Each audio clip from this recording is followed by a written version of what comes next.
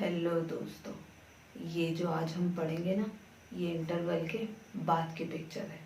Picture का नाम है the rise of nationalism in Europe. इस पिक्चर के टोटल 6 अध्याय हैं, जिसमें से 2 हम पहले ही निपटा चुके हैं। अगर तुमने उन 2 अध्यायों को नहीं सुना है तो तुम्हें पुण्य अधूरा मिलेगा। तो पहले उन 2 को निपटाओ, बाकी के 4 जो हैं वो आज हम इस वीडियो में कवर करेंगे। आज जो हम पढ़ेंगे उस अध्याय का नाम है द एज ऑफ रेवोल्यूशन, 1830 से लगा के 1848 तक।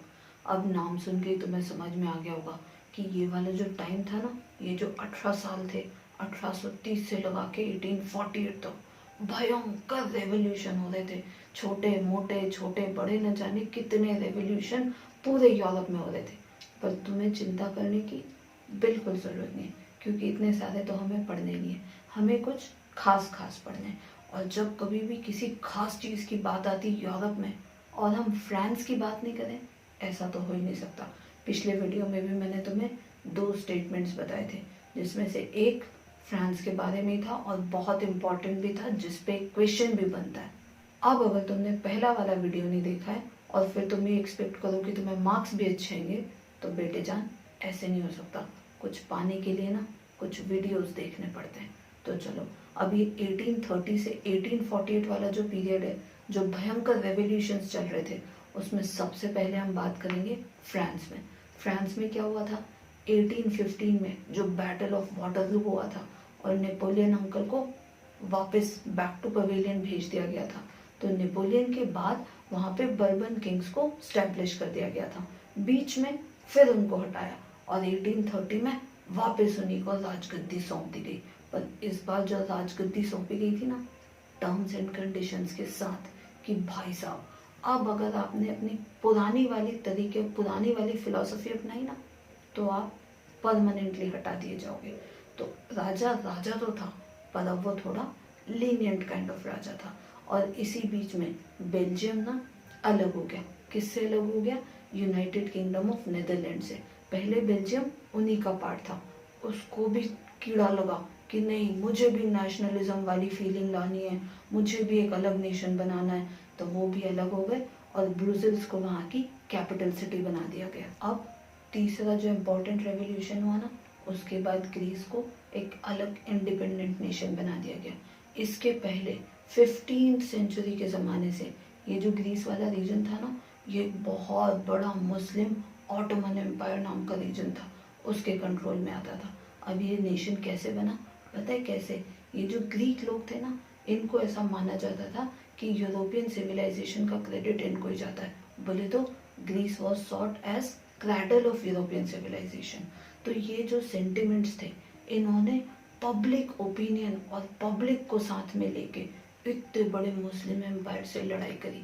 अब जब लड़ाई करी ना, तो इनको वहाँ के रेवोल्यूशनरीज का तो सपोर्ट था ही, साथ में जो एग्जाइल में बैठे हुए थे, मतलब देश से बाहर बैठे हुए थे, देश में नहीं थे, उनका भी सपोर्ट मिला। और जो वेस्टर्न यूरोपियन कंट्रीज थी, उनको भी लगा कि नहीं यार, ये ग्रीस का कल्चर तो बहुत महान है, तो इनको इस ऑटोमन एम्पायर से अलग हो जाना चाहिए।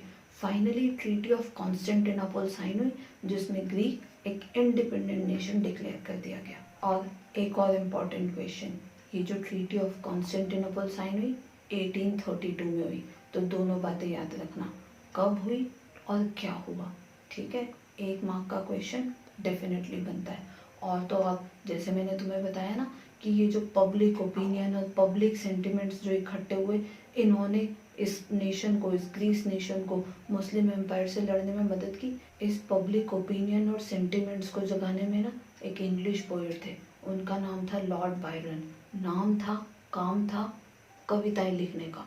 पर भाई साहब इतने इंस्पायर हो गए कि वॉर में पहुंच गए लड़ाई करने के लिए।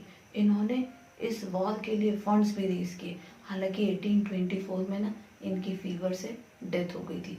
उसके बाद ट्रीटी ऑफ कॉन्स्टेंटिनोपल साइन हुई और ग्रीक जो है वो फाइनली एक इंडिपेंडेंट नेशन बना। अब नेक्स्ट टॉपिक है रोमांटिक इमेजिनेशन एंड फीलिंग। अब ये जो तुमने रोमांटिक शब्द सुना और तुम्हारे मन में जो रोमांस के ख्याल पके, उन ख्यालों का और इन ख्यालों का दूर दूर तक कोई लेना देना नहीं है। यहाँ पे रोमांटिसिज्म का मतलब है प्यार, देश से प्यार। देखो भाई, ऐसा है कि जो देश से प्यार वाली और जो नेशनलिज्म वाली फीलिंग्स है ना, वो सिर्फ वॉर करके या अपनी टेरिटरीज को एक्सपैंड करके हासिल नहीं की जा सकती। इसके लिए आपको चाहिए कि लोगों में ऐसे सेंटिमेंट्स आए। और वो किस वजह से आ सकते हैं, किन चीज़ों के थ्रू आ सकते हैं? Music, dance, art, stories, poems. जब कोई चीज़ ऐसी एक साथ लोगों तक पहुंचती है ना, तो उनको लगता है कि हाँ, हम तैयार हैं हमारे देश के लिए, कुछ भी हो जाएगा, हम सब इकट्ठे होकर देश के लिए लड़ेंगे। तो ऐसी वाली फीलिंग्स को ना रोमांटिसिज्म कहते हैं। अब एक जर्मन फिलोसोफर थे, नाम था जोहान गॉटफ्राइड। इन्होंने कहा कि जो ट्रू जर्मन कल्चर है ना, एकदम पक्का वाला जो सच्चा जर्मन कल्चर है, वो कॉमन लोगों के बीच में ही ढूंढा जा सकता है।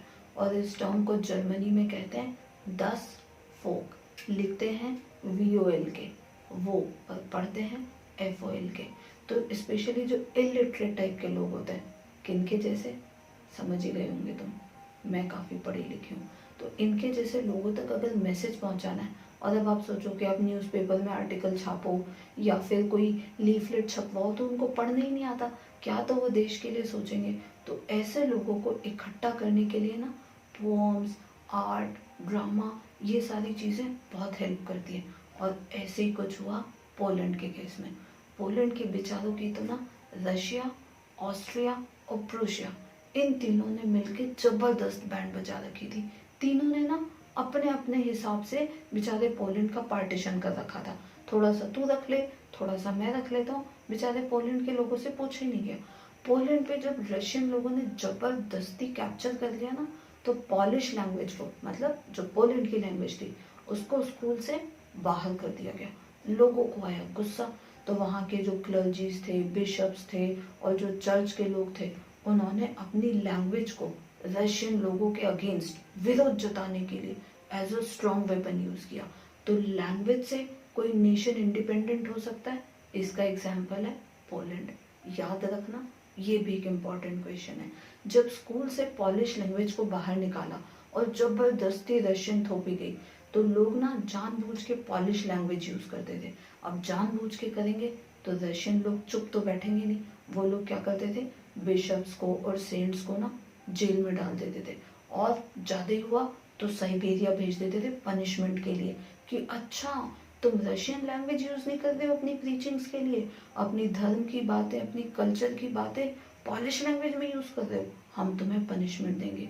फाइनली इन सब चीज़ों ने ना नेशनल सेंटिमेंट्स बढ़ाने में बहुत हेल्प की। और 11 नवंबर 1918 को 123 इयर्स के लॉन्ग स्ट्रगल और न जाने कितनी बार पार्टीशन के बाद पोलैंड को फाइनली एक इंडिपेंडेंट नेशन बना दिया गया। अब देखो, वो जो फिलोसोफर थे जोहान गॉटफ्राइड भाई साहब, वो जर्मनी के थे। बात उन्होंने जर्मनी के कॉन्टेक्स्ट में बोली थी कि जो ट्रू जर्मन कल्चर है वो जर्मनी के कॉमन लोगों के बीच में से निकल सकता है, पर ये बात सारी जगह एप्लीकेबल होती है। अभी हमने देखा कि कैसे पोलैंड के लोगों ने, कॉमन लोगों ने लैंग्वेज का यूज करके रशिया, ऑस्ट्रिया, प्रूशिया, इतने बड़े बड़े एम्पायर्स को हटा दिया। और इसके पहले ना 1831 में एक छोटा सा आर्म्ड रिबेलियन हुआ, पर तुम्हें पता है कहाँ तो बेचारा चुन्नू सा पोलैंड और कहाँ ये बड़े बड़े एम्पायर, रशिया जैसा बड़ा एम्पायर, कहाँ लगता है पोलैंड उसके सामने। पर फिर भी लड़ते लड़ते लैंग्वेज का सपोर्ट लेके फाइनली बनी गया ना पोलैंड एक इंडिपेंडेंट नेशन।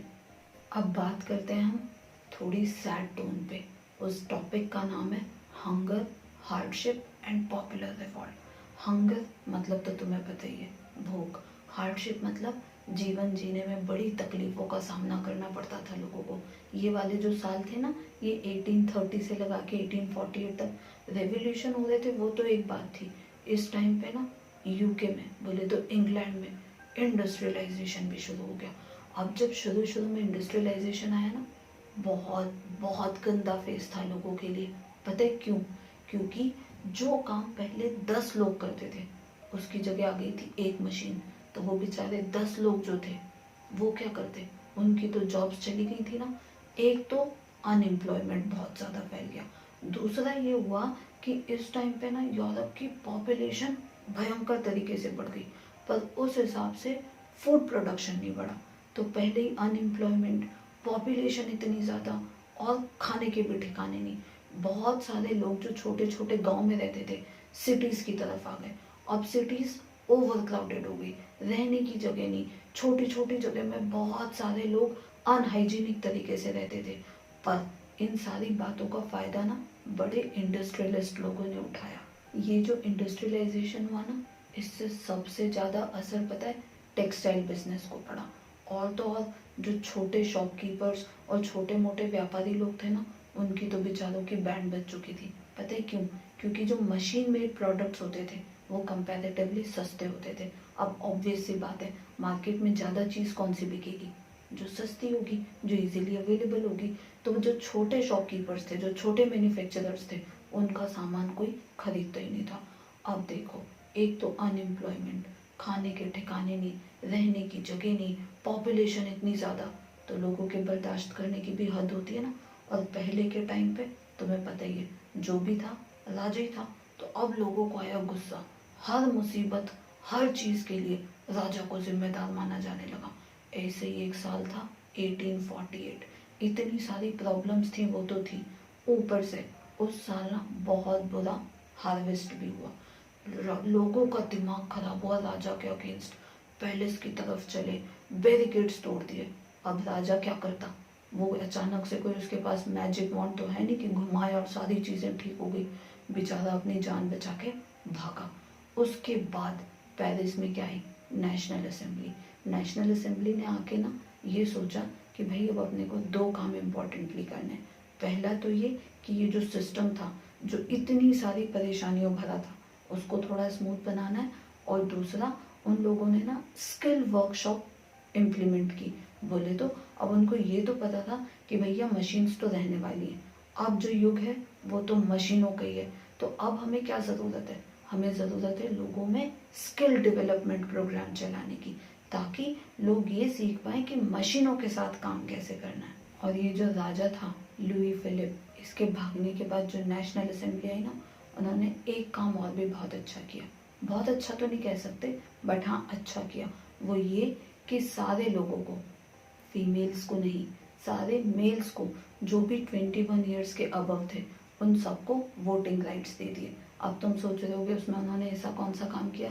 तो मैं आपकी जानकारी के लिए बता दूं कि पहले वहाँ पे वोटिंग राइट्स उन्हीं मेल्स को होते थे जिनके पास कोई प्रॉपर्टी होती थी। मतलब सिर्फ रईस लोग ही वोट कर पाते थे। और तुम्हें पता है कि कोई भी रईस किस पार्टी को वोट करेगा?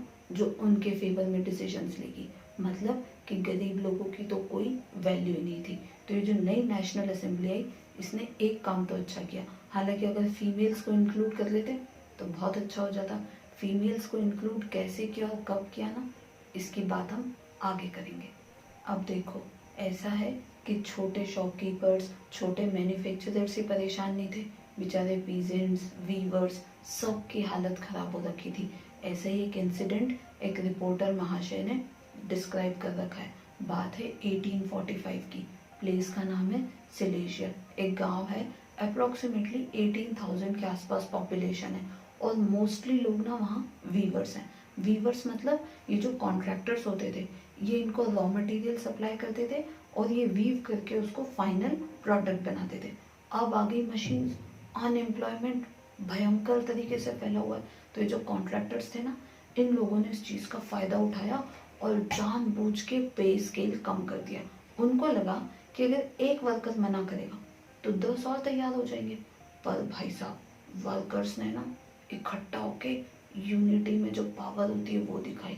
पहुंचे इस कॉन्ट्रैक्टर के घर, उसके घर में सारी तोड़फोड़ मचा दी। सारा महंगा फर्नीचर और जो भी क्रॉकरी रखी थी सबकी बैंड बजा दी। वो बेचारा कॉन्ट्रैक्टर, बेचारा तो नहीं था, उसने भी बहुत परेशान किया इन लोगों को। भागते भागते पड़ोस के गांव में पहुंचा कि भाई मेरी जान बचा लो। पड़ोस के गांव के लोगों की तारीफ करनी पड़ेगी। उन्होंने उस कॉन्ट्रैक्टर को बिल्कुल शेल्टर नहीं दिया।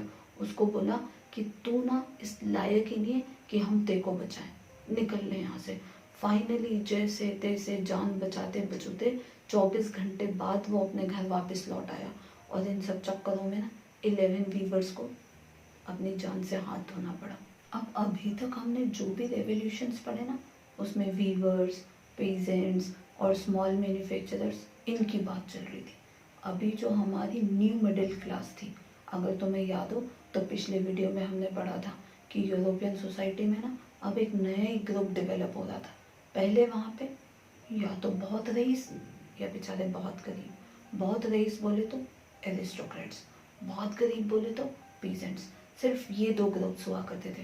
पर अब एक आ रही थी धीरे धीरे नई मिडिल क्लास। अभी तक हमने जितने भी रेवोल्यूशंस पढ़े उसमें न्यू मिडिल क्लास का रोल कहीं भी नहीं था। इनकी अभी भी प्लानिंग चल रही थी।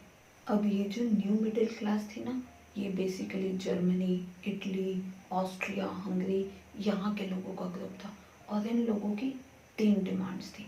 Demand number 1 constitution, demand number 2 freedom of press and demand number 3 freedom of forming association. बोले तो ऑल इन ऑल उनको पूरी तरीके से फ्रीडम चाहिए थी। कैसे? एक कॉन्स्टिट्यूशन होगा तो क्या होगा, लोगों के पास राइट्स होंगे, कोई ज़बरदस्ती कुछ भी जो मन पड़े वो इम्पोज नहीं कर पाएगा। फ्रीडम ऑफ प्रेस होगी तो बाय चांस अगर गवर्नमेंट ने कुछ गलत किया तो हमारे पास राइट है ना कि हम गवर्नमेंट के अगेंस्ट आवाज़ उठा सकते हैं। और तीसरा था फ्रीडम फॉर फॉर्मेशन, ताकि हम एक एसोसिएशन बना सके कि बाय चांस अगर हमें हमारे हक के लिए लड़ना है तो एक ग्रुप तो हो ना, कोई कॉमन प्लेटफॉर्म तो हो जिसके थ्रू हम हमारी आवाज़ गवर्नमेंट तक पहुंचा पाएँ। तो अगर इन तीनों चीज़ों की फ्रीडम मिल गई, मतलब समझ लो कि ओवरऑल रिपब्लिक, डेमोक्रेसी, ऐसी वाली फीलिंग्स आप मान सकते हो कि वहाँ पे आ रही हैं। अब बात करते हैं एक पॉपुलर रिवॉल्ट की, जिसका नाम तुमने पहले भी सुना है, फ्रैंकफर्ट पार्लियामेंट से रिलेटेड है। अब देखो, जर्मनी में जो गवर्नमेंट थी उसमें काफ़ी सारे लोग ना इस न्यू मिडिल क्लास को बिलोंग करते थे। अब इनमें से 831 इलेक्टेड रिप्रेजेंटेटिव्स ने एक ग्रुप बनाया और ग्रुप बना के क्या किया, उन्होंने कॉन्स्टिट्यूशन ड्राफ्ट किया। उन्होंने कहा जो जर्मनी में अभी ये जो एब्सोल्यूटिज्म और ये मोनार्क वाला सिस्टम है ना, इसके सारे रूल्स चेंज करो और इसको बनाओ एक डेमोक्रेसी। अब डेमोक्रेसी बनाओ ये तो बहुत अच्छी बात है, तुम्हें क्या लगता है वो राजा इतनी इजीली मान जाएगा? बिल्कुल नहीं। अब ये जो 831 लोगों का ग्रुप था, इन्होंने 18 मई 1848 को एक फेस्टिव सा प्रोसेशन निकाला और ये डिक्लेयर किया कि हम एक नेशनल असेंबली बनाएंगे जर्मनी के लिए। ये लोग सारे के सारे पहुंचे फ्रैंकफर्ट पार्लियामेंट, जो सेंट पॉल चर्च में था। अब उस टाइम पे जर्मनी का जो किंग था फ्रेडरिक विलियम, ऑब्वियस सी बात है, उसने मना कर दिया कि ये जो इलेक्टेड जो पार्लियामेंट्री लोग हैं इनकी बात मैं नहीं सुनूंगा। और ऐसा करने के लिए उसने जो बाकी के मोनार्क्स थे, बाकी यूरोप के जो किंग्स थे, उनका भी सपोर्ट लिया। हालांकि वो लोग ऐसा कर नहीं पाए उस टाइम पे, उस दिन वहाँ ये डेमोक्रेसी और ये कॉन्स्टिट्यूशन वाली बात नहीं हो पाई। पर हाँ, डेफिनेटली इससे जर्मनी को जर्मनी बनने में हेल्प तो मिली। अब एक बात देखो, ये जो पार्लियामेंट है ना जिसकी इमेज तुम्हें स्क्रीन पे दिख रही है, उसमें सेंटर में तुम्हें जर्मेनिया की फोटो लटकी हुई दिख रही है। जर्मेनिया मतलब जर्मनी की माता, जैसे हमारी भारत माता है ऐसे वहाँ की जर्मेनिया माता है। और ये क्या है, एक फीमेल फिगर है। इसका मतलब इन्होंने देश में देशभक्ति फैलाने के लिए, लोगों के नेशनलिज्म वाले ऐसी फीलिंग्स जगाने के लिए एक फीमेल फिगर का यूज कर रखा है। और वहाँ की उस देश की जो फीमेल्स हैं उनको उस पार्लियामेंट में सिर्फ और सिर्फ जो विजिटर्स गैलरी थी ना, वहाँ पे खड़े रहने की परमिशन दी गई थी। न तो वो अपनी बात रख सकती थी, न कुछ बोल सकती थी, और अगर वो कुछ बोलती भी तो उनकी बात कोई सुनेगा इसके चांसेस तो बहुत ही कम थे। कहने का मतलब कि उस टाइम पे जर्मनी में फीमेल्स का पॉलिटिक्स में एक्टिव रोल तो था। उन्होंने अपने लेवल पे बहुत सारे ग्रुप्स बनाए, न्यूज़पेपर्स निकाले, बट अभी भी उनको वोटिंग राइट्स नहीं मिले थे। 1848 तक आते आते ना यूरोप के जो राजा लोग थे उनको दो बातें तो बहुत अच्छे से समझ में आ गई कि एक जो ये सर्वडम वाला सिस्टम है ना, ये बंद करना पड़ेगा, और दूसरा ये जो बॉन्डेड लेबर वाला सिस्टम जो चला रहा है ये भी बंद करना पड़ेगा। ये दो एकदम हार्ड एंड फास्ट नीड बन गई थी राजा के लिए, वरना लोगों के मन में इतना गुस्सा था कि कभी भी कोई भी रेवोल्यूशन होता और राजा को दुम दबा के भागना पड़ जाता था। अब हम चलते हैं अगले अध्याय की तरफ, जिसमें हमें पढ़ना है making of Germany, making of Italy और स्ट्रेंज केस, स्ट्रेंज मतलब थोड़ा अजीब, यूके के बारे में कि भाई जर्मनी, जर्मनी कैसे बना, इटली, इटली एक इंडिपेंडेंट नेशन कैसे बना, और यूके जिसको हम कहते हैं वो आखिर एग्जिस्टेंस में आया तो आया कैसे। तो बात कर लेते हैं पहले जर्मनी की। देखो भाई, जब कभी भी जर्मनी की बात आएगी ना तो एक बंदे का नाम तो आएगा ही आएगा।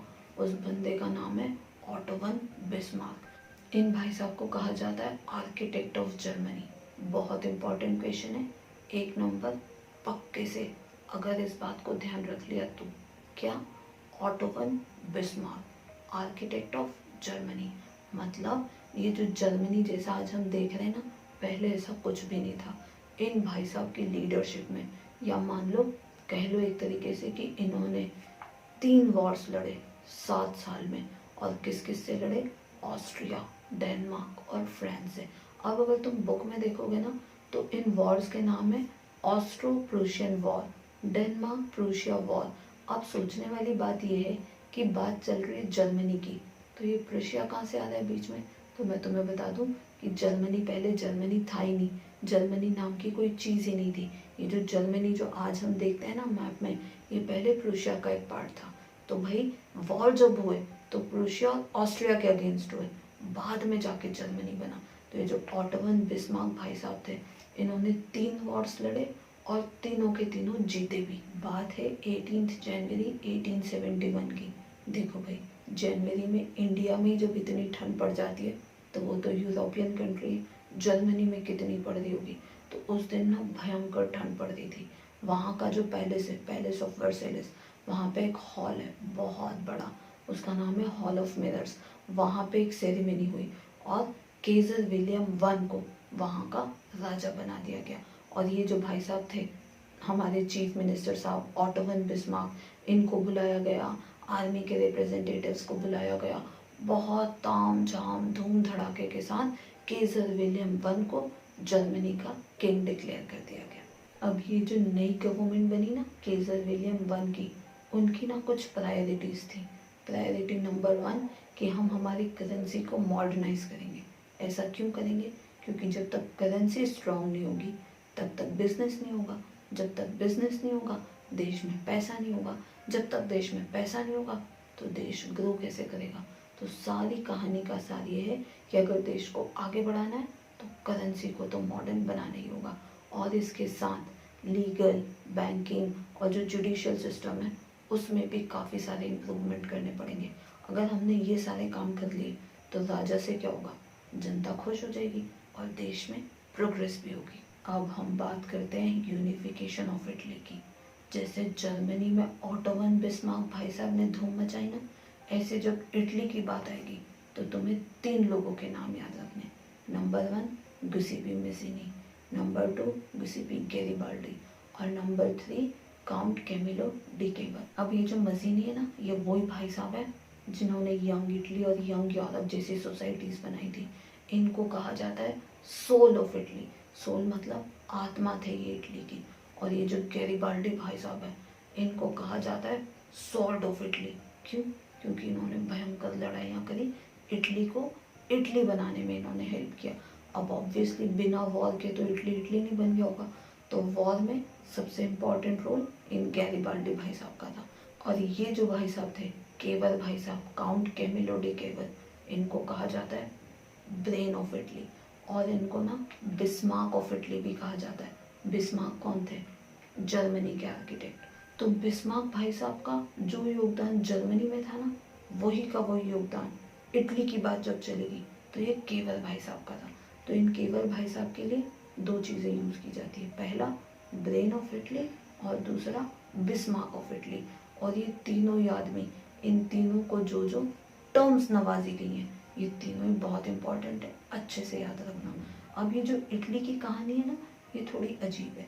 इटली जो था ऐसे टूटा टूटा बिखरा बिखरा सा था, 7 स्टेट्स में बिखरा हुआ था। और मज़ेदार बात ये कि उन 7 में से सिर्फ एक स्टेट ऐसी थी, एक पोर्शन ऐसा था जहाँ पे इटली का प्रिंसली हाउस रूल करता था और उसका नाम था सार्डिनिया पिडमंट। अब ये वाले रीजन को छोड़ के नॉर्थ वाला रीजन, साउथ वाला रीजन और सेंटर पार्ट जो था, सब अलग अलग बिखरा हुआ था। कहीं पे कोई रूल कर रहा है, कहीं पे कोई रूल कर रहा है। इनफैक्ट इटालियन लैंग्वेज भी वहाँ पे कॉमन नहीं थी। इटली का जो नॉर्थ वाला पोर्शन था ना, वो ऑस्ट्रिया हैब्सबर्ग एम्पायर रूल करता था। साउथ वाला जो था वो बर्बन किंग्स थे स्पेन के, वो रूल करते थे। और जो बचा खुचा सेंट्रल पोर्शन था उस पर पोप्स का रूल चलता था। कहने का मतलब कि इटली जो था ना वो बहुत सारे टुकड़ों में बटा हुआ था। अब उन सबको इकट्ठा करने के लिए ये जो भाई साहब थे हमारे गिउसेप्पे मैज़ीनी, जिन्होंने यंग इटली बनाई, दिमाग तो इन्होंने बहुत लगाया। 2 बार इन्होंने रिवॉल्ट भी किया, बट अनफॉर्चुनेटली वो जो उन्होंने दोनों रिवॉल्ट किए 1831 और 1848 में, दोनों ही फेल हो गए, अनसक्सेसफुल रहे। अब इटली पे जो एकमात्र इटली का राजा था उसका नाम था विक्टर इमैनुअल टू। ये सार्डिनिया पिडमंट वाले रीजन का किंग था। इन पे सारी की सारी रिस्पॉन्सिबिलिटी आ गई कि भैया अगर इटालियन रूल अपने को इस्टेब्लिश करना है, इटली को यूनिफाई करना है, तो वॉर्स तो लड़ने पड़ेंगे। और वॉर्स लड़ने के लिए काउंट कैमिलो डी केबर, बोले तो हमारे चीफ मिनिस्टर भाई साहब, बोले तो ब्रेन ऑफ इटली, ये जो भाई साहब थे ना, ये कोई बहुत बड़े रेवोल्यूशनरी नहीं थे, पर ये डिप्लोमेटिक थे। डिप्लोमेटिक बोले तो बातें बड़े स्मार्ट तरीके से करते थे। और एक मज़ेदार बात चल रही है यूनिफिकेशन ऑफ इटली की, और ये भाई साहब इटालियन लैंग्वेज से ज़्यादा फ्रेंच फ्लुएंटली बोल पाते थे। इन्होंने क्या किया, इन्होंने वॉर्स लड़े, और वॉर्स लड़ने के लिए इन्होंने सपोर्ट लिया फ्रांस का सपोर्ट लेके जो नॉर्थ में ऑस्ट्रियन एम्पायर रूल कर रहा था उसको चलता किया।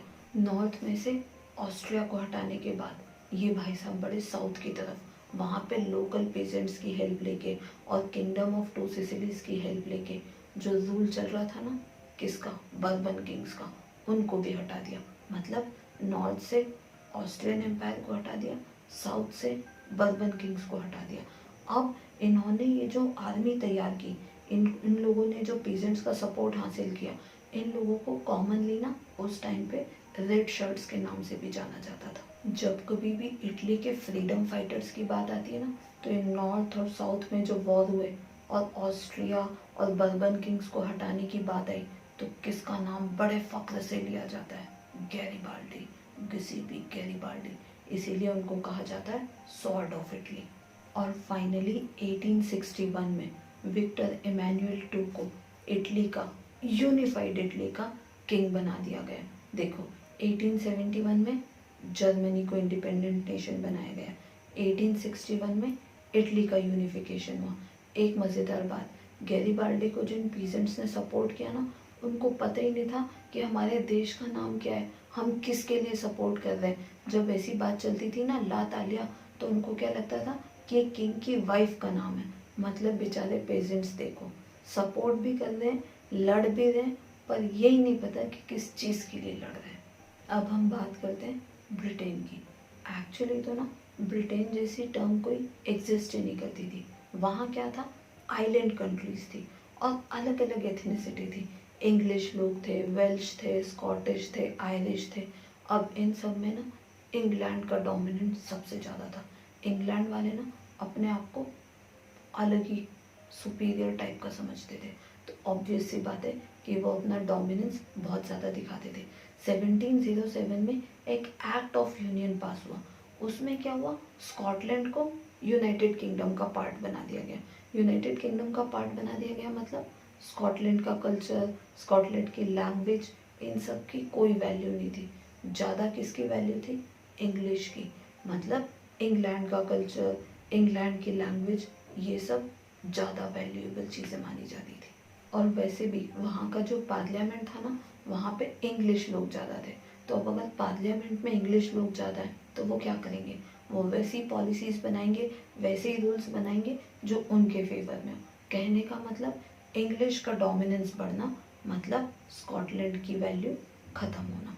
और ऐसे ही कुछ हुआ बेचारे आयरलैंड के साथ, उनकी भी कोई वैल्यू नहीं, और पता ही नहीं चला कि कब स्कॉटलैंड और आयरलैंड को ब्रिटेन में मिला लिया गया और नाम पड़ गया United kingdom of great Britain.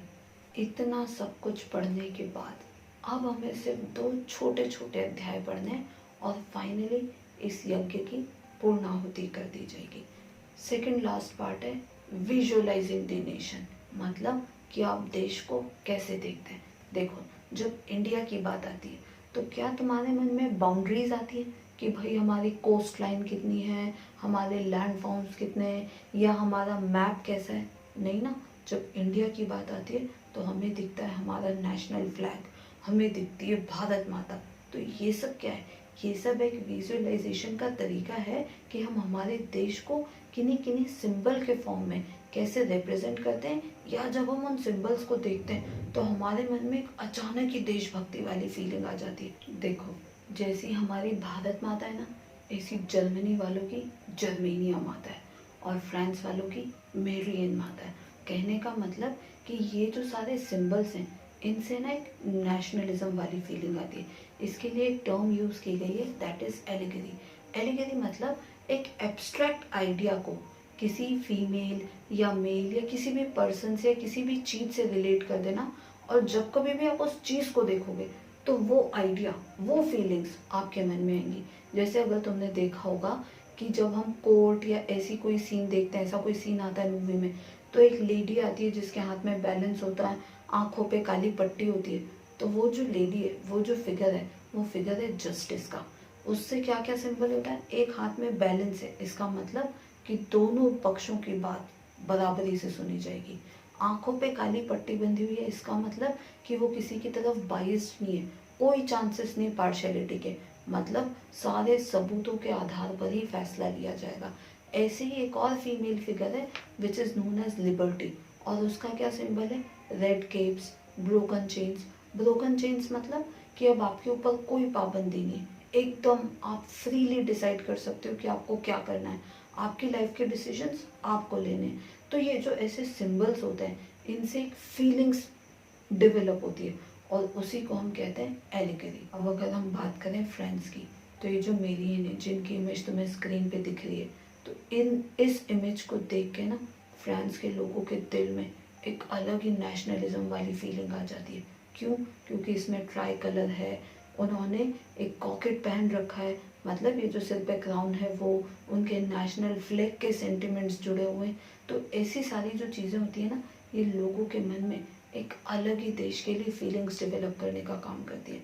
अब हम चलते हैं जर्मनी की तरफ। जर्मनी की जो ऐसी जो फीमेल फिगर है उसको कहते हैं जर्मेनिया। अब जर्मेनिया की जो तुम्हें इमेज दिख रही है उसमें देखो, सबसे पहले तुम्हें दिखेगा क्राउन जो कि बना है ओक लीव्स का। अब ओक लीव्स ना वहाँ हीरोइज्म का सिंबल है। उनके हाथ में सॉर्ड भी है। सॉर्ड मतलब कि रेडी टू फाइट। अगर किसी ने उनकी देश की तरफ आंख उठा के देखा तो भाई साहब तलवार उठाने में देर नहीं लगेगी। पर एक इम्पॉर्टेंट बात, इस तलवार के साथ ना ऑलिव लीव्स की ब्रांचेस निकलती हुई दिख रही। इसका मतलब ready to make peace as well, मतलब पहली कोशिश रहेगी, पहली विलिंगनेस रहेगी शांति की, कि भाई वॉर नहीं करना पड़े, शांति से काम निपट जाए।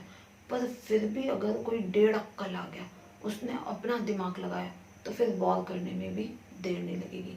उनका जो ब्रेस्ट वाला बेल्ट है उस पर ईगल बना हुआ है, और ईगल जो है ना वो स्ट्रेंथ का सिंबल होता है। और इस फोटो के बैकग्राउंड में राइजिंग सन भी दिखाया है। राइजिंग सन, उगता हुआ सूरज। तुम्हें बताने की जरूरत नहीं कि क्या सिंबलाइज करता है। ये सिंबलाइज करता है न्यू बिगनिंग को, नई शुरुआत को। इसका मतलब कि जर्मनी एज अ नेशन बहुत आगे जाएगा क्योंकि उसकी नई शुरुआत हो चुकी है। अब इस चैप्टर का लास्ट अध्याय, that is nationalism and imperialism. Nationalism शब्द तो तुम बहुत बार सुन चुके हो, पूरे वीडियो में हम नेशनलिज्म की बात कर रहे हैं। अब सोचने वाली बात ये कि ये इम्पीरियलिज्म क्या है। ये नेशनलिज्म की ना एक सुप्रीम कैटेगरी है। इसको इस एग्जाम्पल से समझो, जैसे तुम्हारे पड़ोस में कोई शर्मा जी रहते हैं, भले वो शर्मा जी का बेटा किसी काम का नहीं हो, पर वो शर्मा आंटी के लिए बहुत ही नेक दिल, बहुत ही पढ़ाई में अच्छा, बहुत ही टैलेंटेड, मतलब दुनिया की ऐसी कोई क्वालिटी नहीं है जो शर्मा जी के बेटे में नहीं हो। तो शर्मा आंटी क्या करती है, हर जगह अपने बेटे की तारीफ करती है। कहने का मतलब कि वो अपने बेटे से बहुत प्यार करती है। अच्छी बात है, शर्मा जी का बेटा बहुत अच्छा है। बट जब वो आंटी ये बोलती है ना कि शर्मा जी का बेटा ही सबसे अच्छा है, बाकी दुनिया के बेटे तो सारे नाकारा हैं, तब उनमें आ जाती है इम्पीरियलिज्म वाली फीलिंग। कहने का मतलब कि आपको आपके देश से प्यार होना बहुत अच्छी बात है, होना भी चाहिए, दैट इज नेशनलिज्म। बट आपका प्यार इस हद तक बढ़ जाए कि आपको लगने लगे कि नहीं भैया हमारा ही कल्चर सबसे अच्छा है, हमारा ही देश सबसे अच्छा है, तो बाकी की जो कंट्रीज हैं वो भी हमारे कल्चर को फॉलो करें, हम उन पे डोमिनेंस दिखाएं, हमारी पॉलिसीज उन पे इम्प्लीमेंट हो, क्योंकि जो भी है वो हमारा ही देश है, हमारा ही कल्चर सबसे अच्छा है, हम ही हैं जो भी है। इसको कहते हैं इम्पीरियलिज्म। तो यूरोप में ना यही सब हो रहा था। ब्रिटेन ने क्या किया, बेचारे स्कॉटलैंड और आयरलैंड छोटी छोटी कंट्रीज थी, उनको क्या किया, जबरदस्ती अपने अंदर मिला ली। क्यों भाई, उनका अपना कल्चर है, पर नहीं, हम तो हमारी डोमिनेंस दिखाएंगे। हम में तो अब नेशनलिज्म की जगह इम्पीरियलिज्म वाली फीलिंग्स आ गई थी। अब बात है 1871 की। यूरोप का एक रीजन है, वो हमेशा से ना कॉन्फ्लिक्ट का ही कारण रहा है, उसका नाम है बल्कन्स। अब ये जो बल्कन्स वाला रीजन है ना, वो रोमानिया, बुल्गारिया, अल्बानिया, मैसेडोनिया, ये जितनी भी अलग अलग कंट्रीज है ना, ये पहले उस रीजन का पार्ट हुआ करती थी। हर कोई चाहता था, हर कोई मतलब यूरोप की जो मेन पावर्स थी like France, Russia, Germany, Austria, हर कोई चाहता था कि ये बल्कन्स ना हमारे रीजन में आ जाए, हम इसको रूल करें। क्यों भाई, आपको आपका इंडिपेंडेंट नेशन मिल गया ना, फिर अब आपको बल्कन्स पे क्यों अटैक करना है। बस यहीं से शुरुआत हो गई फर्स्ट वर्ल्ड वॉर की। अच्छी भली शांति आ गई थी, सब अपने अपने नेशंस बन गए थे, बट नहीं, हमको तो और एक्सपेंशन करना है, हमको तो हमारे कल्चर को और फैलाना है। इसी चक्कर में यूरोप ने ना अपनी बाधा बजवाई। अब एक्चुअली ना दो प्रॉब्लम्स थी। ये जो बल्कन्स वाला रीजन था वो पार्ट था ऑटोमन एम्पायर का। अब ये बल्कन्स वाले रीजन ने ठान लिया कि भैया हमको भी अब नेशनल बनना है, हमको भी एक अलग नेशन स्टेट बनानी है, ऑटोमन एम्पायर से अलग होना है। ये तो एक बात। और ये जो बल्कन्स की स्टेट्स थी वो भी एक दूसरे से जेलसी के कारण मरी जाती थी। हर एक को ऐसा लगता था कि मेरा एरिया ज़्यादा होना चाहिए, तो एक तो इनको ऑटोमन एम्पायर से अलग होना है, दूसरा ये अपने आप में जले भुने जा रहे हैं, तीसरा ऑस्ट्रिया, रशिया, प्रूशिया, जर्मनी, ये सब अलग बल्कन्स के पीछे पड़े हुए। मतलब कहने का हर कोई खींचातानी में लगा हुआ है। और यहीं से फिर शुरुआत होगी फर्स्ट वर्ल्ड वॉर की। अच्छा भला नेशनलिज्म हमने पढ़ा, लोग इकट्ठे हुए, लोगों ने एब्सोल्यूटिज्म को हटाया, नेशनलिज्म को लेके आए, पर अब नेशनलिज्म से ये लोग कहाँ पहुँच गए, इम्पीरियलिज्म पे। और वैसे भी ये जो नेशन स्टेट वाली जो चीज़ थी ना, वो एकदम नेचुरल थी। नेचुरल मतलब कि राजा हटा, एक सिस्टमेटिक कॉन्स्टिट्यूशन आया, इलेक्टेड पार्लियामेंट आया, मतलब कि कोई जबरदस्ती कोई लॉ नहीं बना रहा है, कोई जबरदस्ती फोर्सफुली कोई अपनी बातें नहीं मनवा रहा है, सब कुछ नेचुरली हो रहा है, हर किसी को फ्रीडम है, सब कुछ शांति से चल रहा है।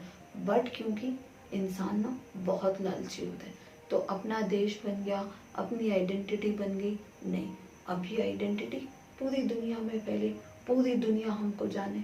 और यहीं से शुरुआत हो गई फर्स्ट वर्ल्ड वॉर की। शुरुआत भले हो गई हो फर्स्ट वर्ल्ड वॉर की, पर तुम्हारे लिए ये अंत है rise of nationalism in Europe का। जो भी इम्पोर्टेंट क्वेश्चंस मैंने बताए अच्छे से याद रखना। और हाँ, अगर तुम्हें कोई भी हेल्प लगे तो मुझे बिल्कुल याद कर लेना।